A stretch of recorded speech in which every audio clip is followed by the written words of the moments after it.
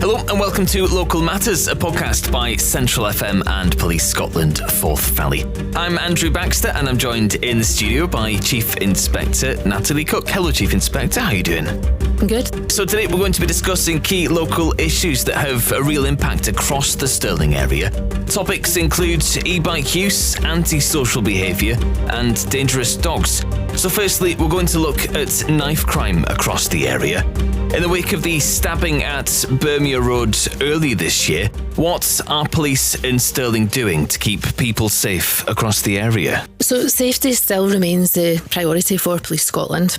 I obviously don't want to speak about any particular issues because we need to let things run through the criminal justice process. I would like to say that the vast majority of serious crime that occurs within Stirling takes place with individuals that are known to each other. And the reason that I mention that is that it can often be the case that it causes a lot of concern for people. Well, are they going to be safe in the area? Might they become the victim of serious crime? But in the main, what we find is that those types of crimes are with individuals that have a reason to be involved in targeting of each other. In relation to those types of investigations, we have very robust processes in place where we gather a lot of information and intelligence, conduct a whole load of investigation involving our uniformed officers and some specialist resource in the background. And we have very good success rates in being able to take those investigations through to conclusion, report them to Crown Office and Procurator Fiscal, and that in itself gives a degree of additional safety to members of the public. How concerned are police about the risk of knife crime across the Stirling area?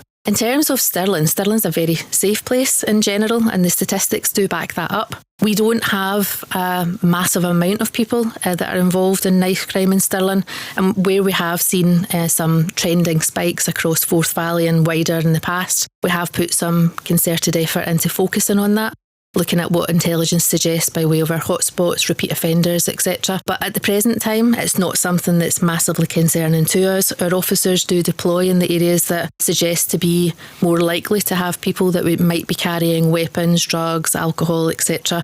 And we utilise our powers appropriately. A man was jailed last year after a stabbing in Stirling in 2024 that sparked a lot of false rumours online. How important is clear communication from the police in a bid to tackle misinformation and online rumours? I think when it comes to things like criminality, we need to be very careful that people aren't being wrongly reported for things, and that can be fed into by the access to social media, people that ease of using mobile phones and the computers to put something out in the public domain that's maybe not rooted in truth. In terms of our own communications, we do try and have early communications with the local elected members to let them know where there's anything that may have caused heightened local concerns. We also use our own corporate comms for media to get that forward-facing messaging out, and we cooperate fully with yourselves and the radio and the wider media service just to make sure that the messaging is as clear and consistent as possible. Now we're going to talk a little bit about e-bike use. So e-bike misuse is causing issues for the public across Scotland, and Stirling is no different. What measures can be taken to combat this rising misuse? The e-bike use actually covers a plethora of different types of devices, so it's probably more helpful if we talk about that first, because often people can be purchasing and utilising things and they possibly haven't looked into the legality behind it, particularly where we're looking at children using e-bikes, e-scooters, etc. that are provided by their parents. In terms of electric bikes, there's a number of different names that are used for those, but they're becoming more commonplace on the road network and public places and being ridden on pedestrian pavements as well, which is where the vast majority of the concerns come into the police. Currently for electric bikes, they can be ridden by people over the age of 14 without the need for a licence, but there's no requirement for those to be registered taxed, there's no registration plate, etc. So that can bring with it issues in terms of us being able to trace and identify the people that are using those e-bikes where reports are coming into the police. So it can take us a wee bit longer for those investigations to pull through if the police haven't been there at the material time. There's no legal requirement as well for an e-bike for the rider to use a helmet as long as they're over the age of 14. And there's some caveats to that because there's some limitations as to power output of the bike, the way in which the power can be set on. So you can have twist handles and foot pedals, etc., all of which have specific conditions attached to the use of them. The most commonly available of the e-bikes through reputable retailers and online are absolutely fine to use, but some of them have had these amendments made as standard, and that's where it becomes more of a problem for people to be using those. E-scooters as well are increasing in popularity, and those are illegal to use on public roads, pavements, cycleways, because they're classed as being powered transporters. So they come under the same rules that govern the use of motor vehicles. So that means it needs to have a licence, you need to have insurance, etc. They all need to be registered and taxed to use on a public road. And currently it's not possible to get insurance for an e-scooter, so that makes their use in public spaces entirely illegal. Those can, however, be used in private areas with the consent of the landowner. There have been trials set up down in England and Wales and other parts of the UK for those to be used in public areas, but that doesn't apply in Scotland at this point. And that seems to be one of the main things that's causing us a problem, because we are seeing that prevalence of young people in particular and delivery drivers using these types of scooters to scoot about, and they're entirely illegal, and people perhaps don't realise that that's the case. To ride one of those, you need to have a licence, etc. But in Scotland, it's entirely prohibited. So given the young cohort of offenders that we've got, and the young people who are riding because they're not necessarily intending to be committing an offence, our response officers, our community policing teams, our schools-based officers, our roads policing officers have had some periods where they've given concerted focus to that. So the messaging is really important for us. We're utilising largely the schools, our schools-based officers actually speaking to young people across all of the schools in Forth Valley to make them aware that this legislation does exist. We're not actually just out there to ruin people's fun. It's part of the legislative background, and it's causing people like their parents, their grandparents to become concerned, because when they see people racing about at high speeds, they feel unsafe. It can be that these things are being used to commit other crimes. So I can understand why that's causing people concern in the community. In terms of enforcement, if we are coming across people using any of those and it's in contravention of legislation, then we need to deal with that. So we will spend time speaking to people, explaining why. If it's appropriate, it's just a warning that would be given, then we would do that. But if we're in the position where it's a more serious offence, then we will use that legislation, report them as appropriate, and it will see their devices being confiscated if necessary under the terms of the Road Traffic Act. So really important for parents to be aware when they're spending money on things. What's the legality here? Are we buying from a reputable user? What should we be doing? Because to spend all that money and then find you're going to have your device confiscated must be quite demoralising for them. So just encouraging people to spend that time doing research first. Just on that point there's been crackdowns in areas across Scotland with 50 people charged in a recent operation in Aberdeen. Are there plans for a similar scheme here in Stirling, and will this be an effective way to make roads across Stirling safer? So we already have those things in place in Stirling and Forth Valley wider. So we are doing that on a regular basis. There will be periods, however, that we will perhaps make more of a public awareness campaign of that, but it's something that we do on a daily basis anyway. We're reviewing all of our incidents, all the reports that come to us, and then deciding how we need to deploy going forward. Now, moving on to issues about antisocial behaviour across the area. Antisocial behaviour seems to be prevalent in several towns and cities across Scotland. What are the main problems you're facing in the Stirling area in recent months? Well, I think, as you can see, we're enjoying a really nice spate of lovely weather, which means that we get people outdoors for a lot longer than they ordinarily may be. They can be loud. It can therefore encroach into other people who want to be at home or at work, working quietly. So it's just the weather probably feeds into a lot of it. We can predict a lot of the types of calls that we'll get to the police based upon that. People that might engage in antisocial drinking in public places, playing of music, sometimes even our buskers, perhaps that can cause people to report them in. So there's a whole host of different things that can be considered antisocial depending on someone's perspective. If someone is concerned about the behaviour that they see when they're out and about, what advice would you have for them? I would ask, if people are looking at behaviour that they think is antisocial, consider, is it a tolerance level, or is it genuinely something that we think requires police intervention? We can have people that can be quite intolerant, don't like to see people playing football in public areas, etc. Where it does fall into the latter and they do think it requires something, there's a multitude of different ways now. The local authority do have channels for reporting if it's things that are non-criminal and it's more of a nuisance value that's long-standing. For the police, however, you can contact us via 101 using the phone line for something that's non-urgent, or you can come through our Police Scotland website, and the community pages there give you a means that you can click through to your specific community policing team to then make them aware online of issues that are causing you problems. There's also an online reporting tool. if there are incidents at that point in time that you think the police need to come out to. But for anything of real concern, I would encourage the call to 999 so that we've got the best opportunity to deal with that at the point. We're going to move on from antisocial behaviour to looking at people drinking in public areas next. So local residents have raised concerns over people drinking in the streets across Stirling. What can be done by police to help deal with this issue across the area?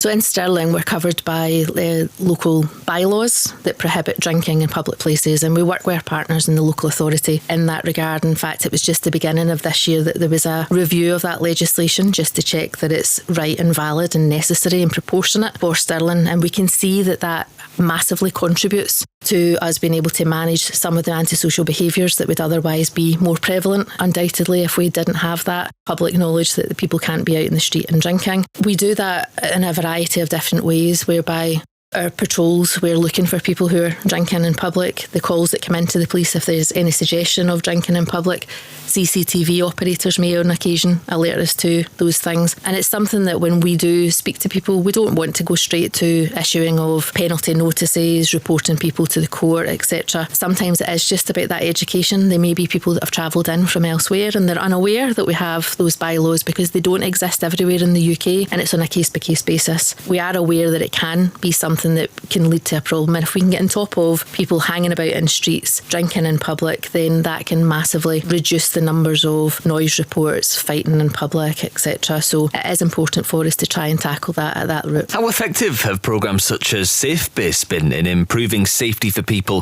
who are enjoying nights out across Stirling? We've got a very good working relationship with Safe Base, and I really couldn't sing their praises highly enough. In fact, this past year they did receive an award in respect of their engagement with the police and the safety that they provide to the public. I think it's really important for people when they're out in a public place to know that there's a lot of people there that can assist them, and for them to be there and they're not doing it in any kind of punitive way. It's purely there to help people, give them that opportunity to seek out safety should they need it, or a little bit of early interventions for health matters. It's really been helpful for ourselves. They can also act as those extra eyes and ears for reporting into ourselves, which they frequently do, and we make sure ahead of any of those deployments on a weekly basis that we have contact with them just to know who's going to be on and what the contact channels are going to be for us. Talking about keeping people safe, 51 drink driving arrests were made during a crackdown last Christmas. What message do you have for people who are considering driving after a couple of drinks the night before? I would absolutely tell people not to do it.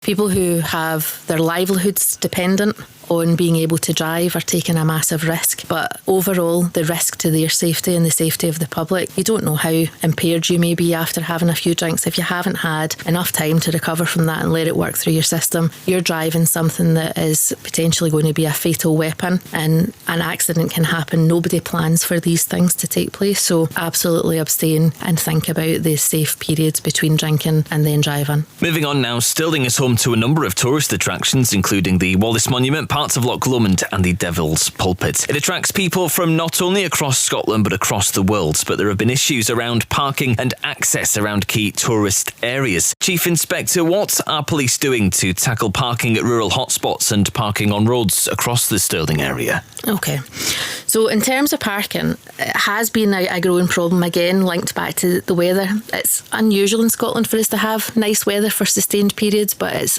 one of those problems that we can forecast when we look at weather in advance. We will be able to predict that we will see an influx of people looking for nice days out with family and friends, and they're not really thinking about the implications of coming into rural roads which are small and windy with not a lot of parking, leaving their cars in often what's an unsafe way, and then wandering along the road in their flip-flops and lilos to get to bodies of water. And I do understand that people want to do nice things, but actually thinking about how are we going to do that safely, and what happens if somebody else is involved in an accident. There's not a lot of option for people to avoid cars when they're parked at the side of the road and they still need to get somewhere. So it has been a recurring problem for us, predominantly through kind of April to September when the weather is nicer. Inconsiderate parking is the biggest issue for us. We have seen for most parking offences across Scotland and beyond that there's been a devolvement of parking offences to the local authority to deal with, but for some of those rural locations that isn't the case.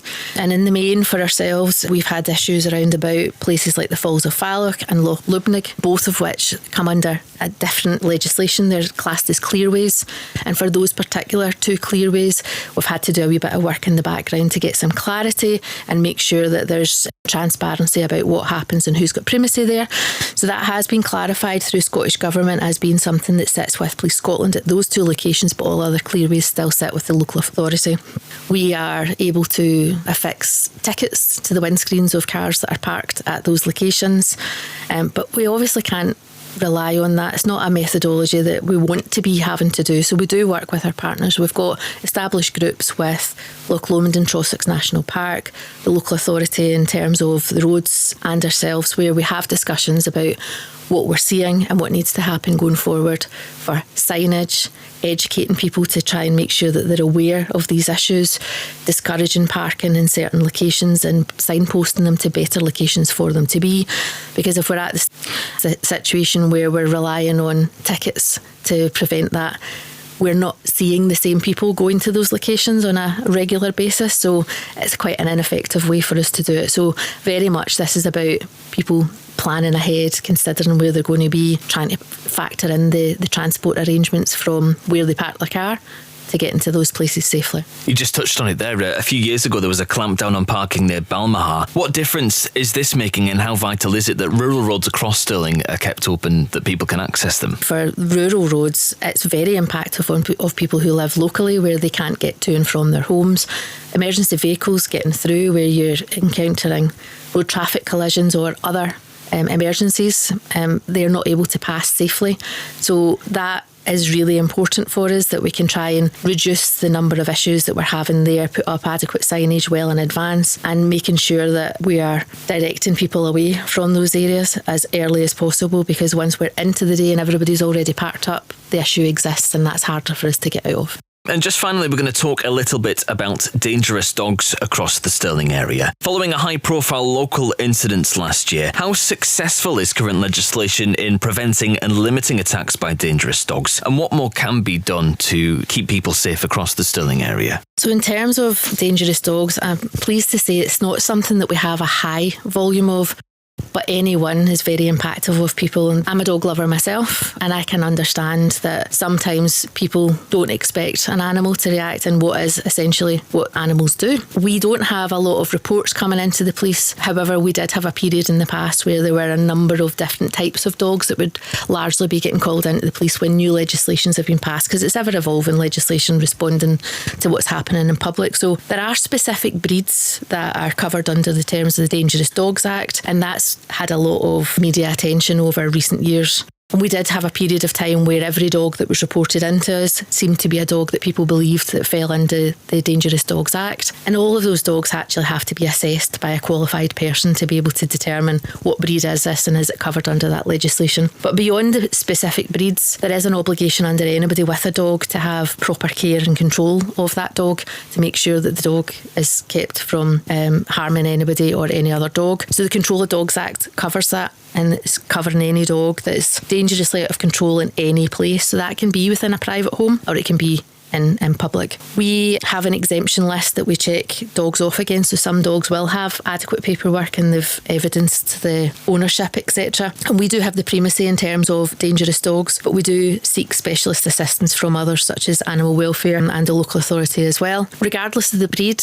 I think it's just important for people to know that we need people to act in a responsible way with animals, remembering they are an animal and thinking about who's in control of them, not leaving them alone with children. Are they going to be able to keep control of that animal out in public? Do they need to be muzzled or just in collar and lead, etc.? So there's lots of really basic things, but they don't always happen, and I would just implore people to think about that. Not everybody is a dog lover. They may be frightened of dogs, and dogs might react to other dogs or other triggers when they're out in the community. So it's just something to be aware of. We can't always expect what's going to happen. You mentioned high-profile legislation there. We're just over 2 years on now from a ban on XL bully dogs across Scotland. What impact has that ban had? I think originally, in very early stages, we were getting lots of reports of dogs that people thought were XL bullies. And through time, we've actually got to a point where there's not many reports of those dogs coming in now. Where we do get the odd report of an XL bully concern in the community, we will then work with our partners to establish the actual breed of that dog. And in the main, I would say that we don't actually have a lot of XL bullies. So I think it has been effective, but at a much earlier point in time. And it's still there as a deterrent from anybody now going on to breed them at this point. And if someone has concerns about a dangerous dog that they've encountered while on a walk with their own dog, what advice would you have for them? We want to know about that. It should be something that people look to report into as quickly as possible, because those concerns, we don't want to wait until something potentially has happened. If a dog is presenting in such a way that you think something might happen, tell us as early as possible. Already touched on it with some of the methodologies there, but phoning 101, 999 if it's something that's very urgent. If it's something that's more long-standing that gives you a lower level of concern, report that into your community policing team, or indeed to the local authority. The local dog warden will also help signpost and give advice. OK, that's all from us this time. Thank you for joining us, Chief Inspector. Thank you. And thank you for joining us on this episode of Local Matters, a podcast from Central FM and Police Scotland Forth Valley.